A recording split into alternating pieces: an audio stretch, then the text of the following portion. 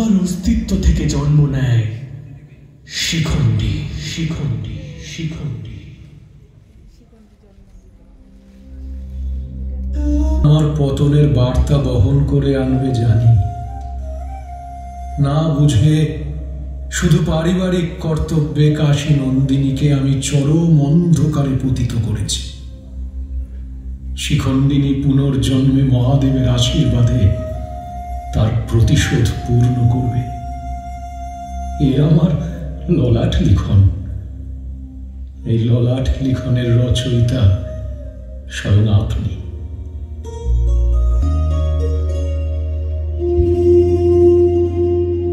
পরজন্মে অম্বা দ্রুপদ রাজের প্রথম কন্যা শিখণ্ডিনী নামে জন্মগ্রহণ করেন।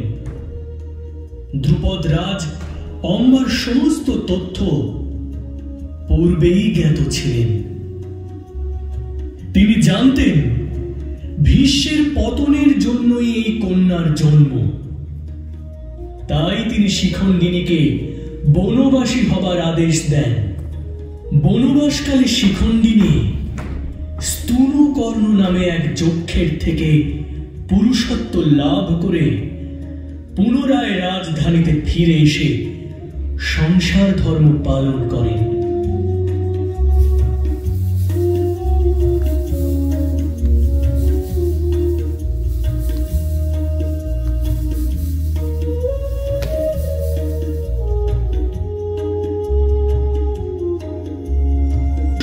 কঠোরতা প্রকাশ পেলেও অন্তরে তিনি প্রতিশোধ স্পৃহা এক নারী।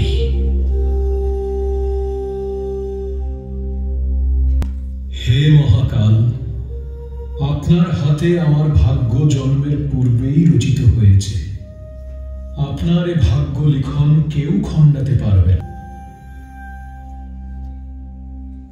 এক নারী, তার রূপান্তর হওয়া এবং পুনর্জন্মে জটিল আবহে অভিশাপগ্রস্ত আমার জীবন এখন শুধু কুরুক্ষেত্র প্রান্তরের জন্য অপেক্ষা করে থাকবে।